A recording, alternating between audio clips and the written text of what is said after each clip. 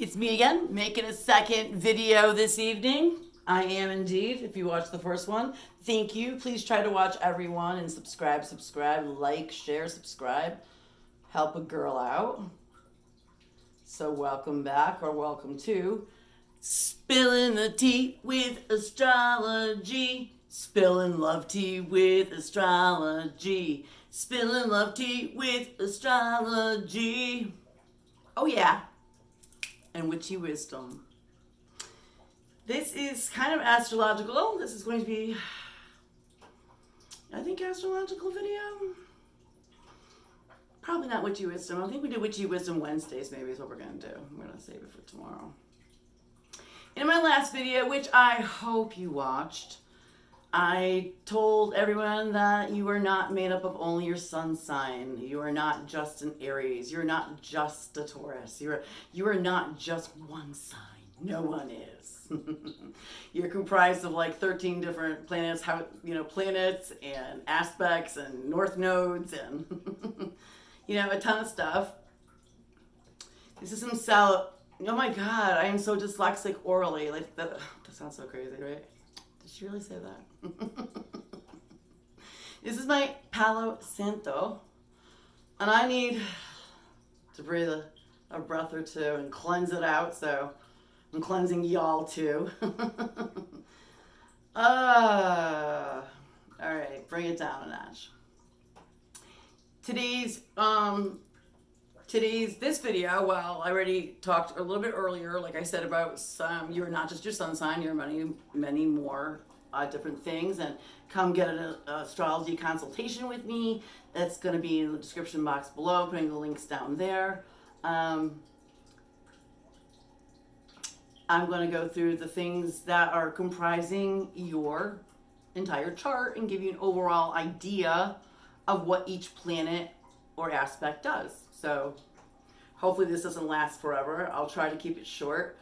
Please donate, because I need a camera, because this thing cuts me off at 30 minutes and I'm stuck at timing myself and trying to hurry up and wondering where the time is. And so if you want to help the channel, besides subscribing, get off Facebook, go into YouTube, subscribe, okay? If you want to help my channel, please do donate. I have Cash App and PayPal links in the description box as well. Okay, so in your chart, besides your sun sign, you have your moon sign. Now, originally, this was the most fascinating thing for me, because in my day, we did not have the internet. When I was I started this when I was 8 years old. 1981, 8 years old, So there you go. Do the math. There's my age. Ish. I turned 9 that year. But it was like 2 months before my birthday. And I went to the adult section of the library and checked out my first adult astrology book. So that was where I considered myself to be obsessed with astrology at that point, from there on out. Obsessed with people, psychoanalyzing people with their astrology chart. And your moon is everything. It's everything. I'm going to go on about the other planets a little bit, but let me just really harp on the fact that your moon sign is everything. And if you want to know more about your romantic partner, find out their moon sign. Your moon sign is the part you kind of keep hidden. It's the soft part of you. It's the emotional part of you. It's the part of you that is or isn't romantic.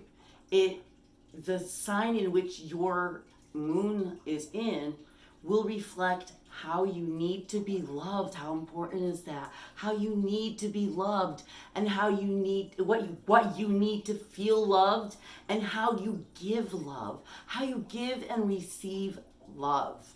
If that's not the most important thing in all of astrology, I don't know what is. So when you're listening to any sign, or like Aries, I was talking a lot about this week, go back and listen. If you look up your romantic partner, I'm going to provide the website below. What's their moon sign? Look it up. And if it's Aries, go back and listen to what I had to say about Aries. It will apply slightly, not 100%, but it will apply to your person but it's going to apply to the inner parts of them that they don't really show that much. And your moon sign is very watery. Its moon is water, emotions, all that. And Aries is fire. So if you have an Aries moon, the water combats the fire and kind of simmers down the temper and simmers down any type of bossiness or aggressiveness, or some of the things that it softens up the rough edges. And I think if you look up yourself, look up your own moon sign, look up your best friend's moon sign, look up your kid's moon sign, and try to understand that that's a hidden part of them, and understand the sign that it's in is how they give and receive love. That's what we're all here on earth to do. We're all here to love each other. I know that sounds like peace, love, and smoke a joint, bitch, but you know what? It's true. And I really do want a joint, bitch. I gave it up for a year as a religious sacrifice. That's a long story.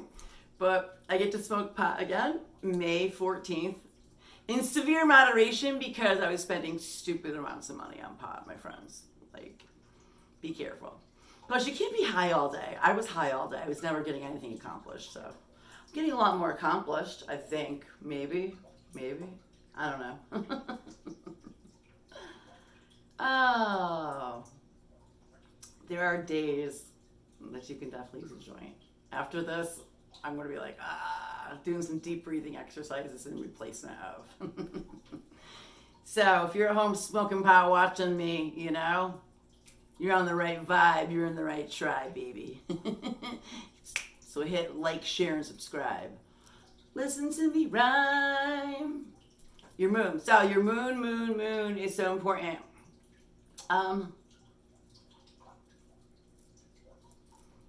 Okay. Also your Mercury. Your Mercury is usually in the same sign as your sun. So you express yourself, which is Mercury, how you express and communicate. It's how you express yourself. Pretty true to form. I'm a Scorpio. My Mercury's in Scorpio. So when I talk and when I'm communicating, pretty much I'm coming off like a Scorpio. I'm communicating like a Scorpio. A lot of times it is in the sign before your sign. Like mine, I'm a 0-degree Scorpio, so I really could have had Mercury in Libra. So I'm very surprised I don't. But now when you've got that situation where your sun sign doesn't match your Mercury, it's tough because you're not expressing yourself like a Scorpio. You're expressing yourself, let's say, like a Libra maybe. And people are like, what? And it's it might be harder to see the Scorpio in someone, or it might be harder to see the Aries in someone if their Mercury is in a totally different sign, because the way they communicate to the world is not their sun sign personality, their basic personality. The next thing in your chart that you need to know about is your rising sign, that is defined by time. Without time of birth, you cannot configure houses, and that gets a little bit more detailed, don't get me wrong. But the most important thing that time does, and I had to work around not having computers, not having time. My husband did charts by hand back in the day because drawing charts are so complicated. So get the word out to Dee Randis. She turned 80 on my birthday this year. She is an astrologist in Connecticut who I admire with everything I've got in me, because she's been working with hand-drawn charts for all these years, and it is a bitch. You gotta love astrology to really do that. So she is my hero, Dee Randis, astrologer, Connecticut. And so I had to work around not having time of day, or even if I had time of day, not knowing how to write the chart up. So how do you psychoanalyze people without writing up their entire chart? what do you do with, because so you go with your sun and your moon. So I spent most of my life really just kind of, feeling out, engaging out sun and moon signs and combinations. I know everybody's sun and moon combination just because that's who I am. But time of day gives you your ascendant, which is also called rising sign. So you can get confused there. Ascendant and rising are the same thing. But that sign is how you come off to the world, to other people. Mostly strangers. I'm gonna be honest, because once you know somebody, you can see through that ascendant part into their sun and their moon. It's very clear who they are. But their ascendant is how it's the filter in which the outside world, strangers, etc., see somebody through. So my ascendant is in Sagittarius. And if you know anything about Sagittarius, that means I'm loud, I'm wacky, I'm outgoing, I'm free-loving, I like to travel, I don't like to date the same person for too long, it gets boring. That's my worst part of my ascendant sign, my Sagittarius. But these are things that when people look at me, they see a Sagittarius. When I say I'm a Scorpio, especially being 0-degree Scorpio, people are like, some people can see it, depends how long you've been chilling with me. Some people are like, oh, I can see that, I can see the Scorpio. And some people are like, wow, I would have never guessed that, because they see the Sagittarius. They don't know me well enough yet. They're seeing all the Sagittarius. Sagittarius is what you're seeing right now because you're a public audience of strangers. So you're mostly getting a lot of my ascendant, my Sagittarius.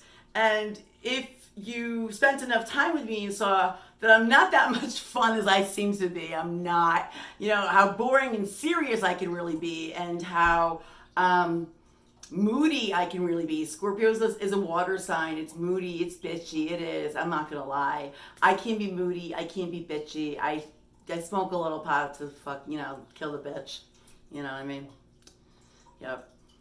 Bitch Be Gone spray is what Fire Intuition and Mystic Beauty tarot readers have on their website. Bitch Be Gone spray, which you're supposed to use to take the bitch out of yourself and others around you. But honestly, pot really does work like a bitch be gone spray. It takes off the bitch part of me. That I have the Scorpio in me, and that's is what it is. But anyway, back to the point. Ascendant is how the outside world, strangers, do perceive you.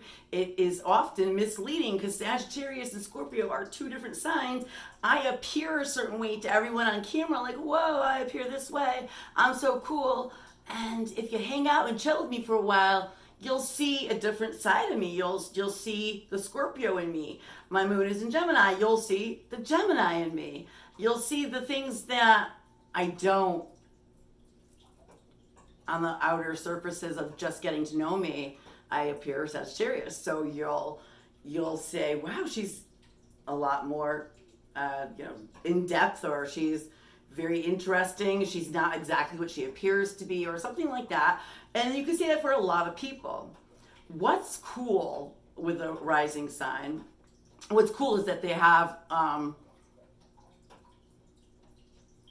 internet websites where you can actually plug in your information and immediately get your ascendant, your rising sign. This is something that we didn't always have until 2009, 2010. It wasn't a thing. How to work without it.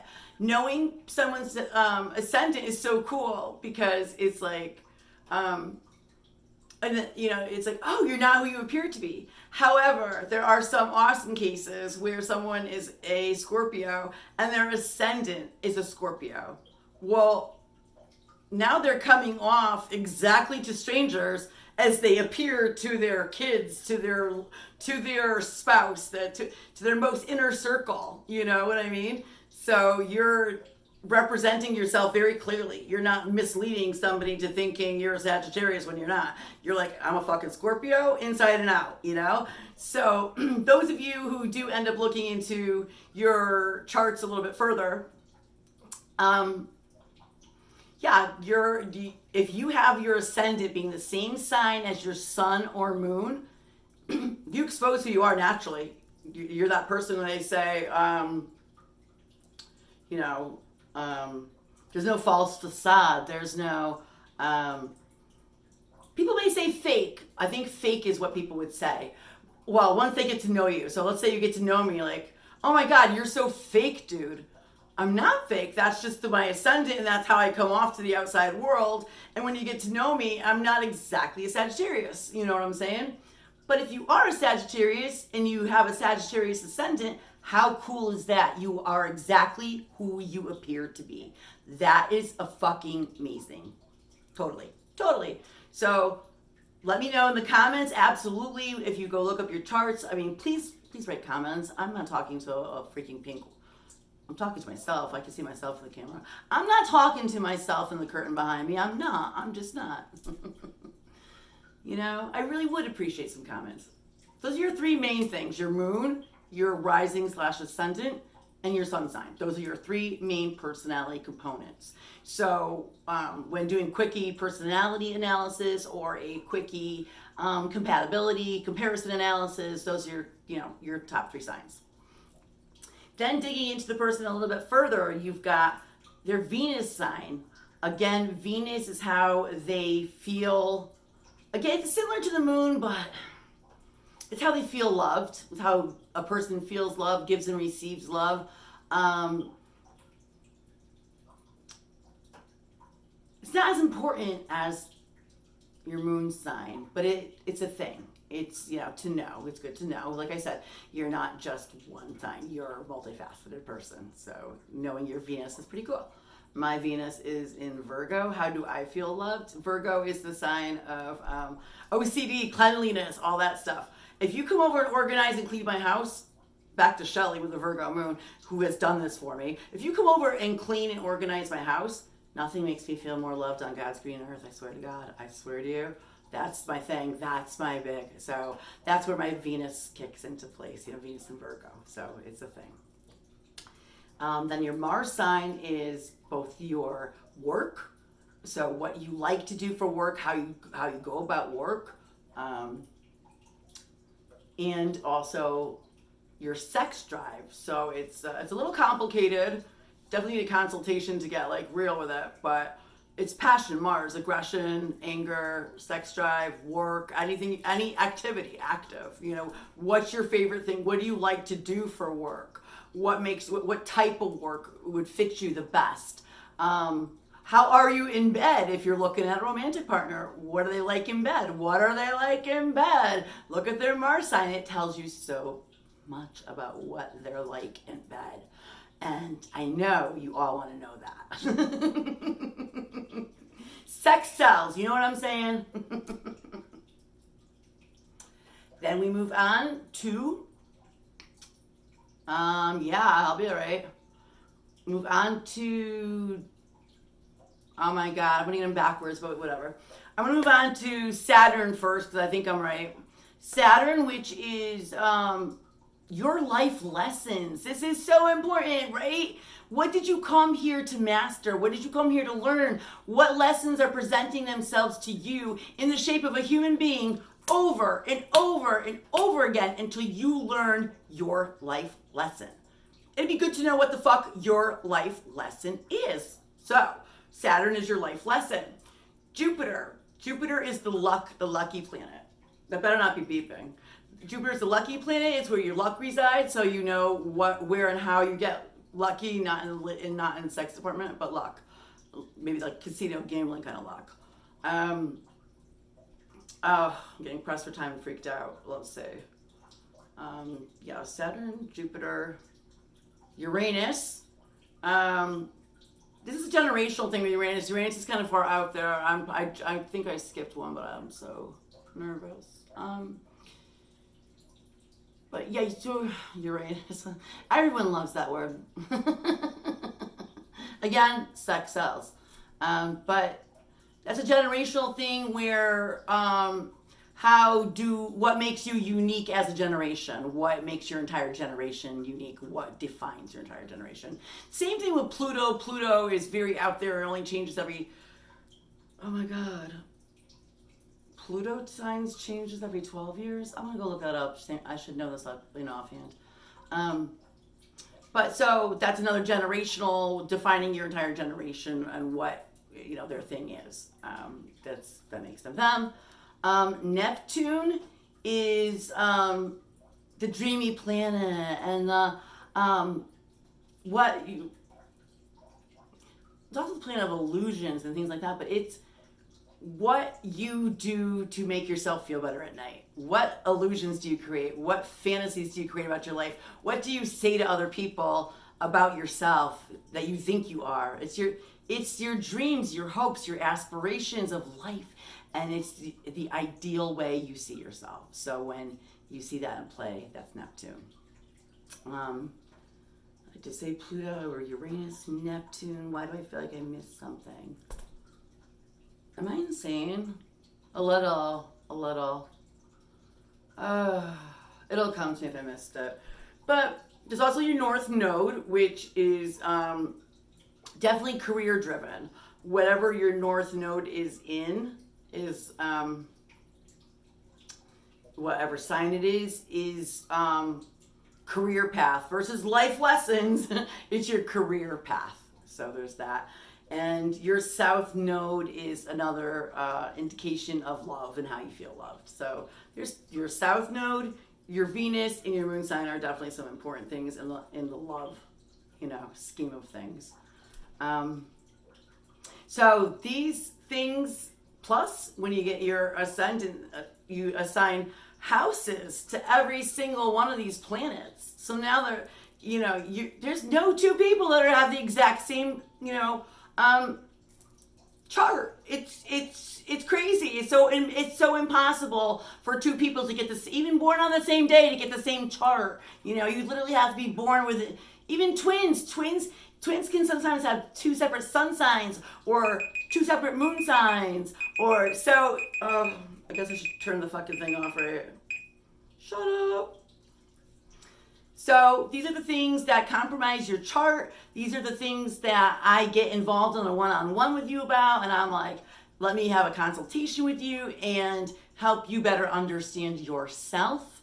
And I'll do your child or your spouse or your romantic interest chart, and I will also tell you how you get along and how all these things are compatible or comparison or whatever you want to call it to each other. So basically that is what I do for a living nowadays, along with the psychic readings. So again, please support my channel. Please email me for a reading or a astrology consultation. So I got a lot of feedback yesterday that helped with my videos today. So I thank you. You know who you are. All right, I'm going to sound the heart chakra singing bowl to sound us out. And y'all have a good night.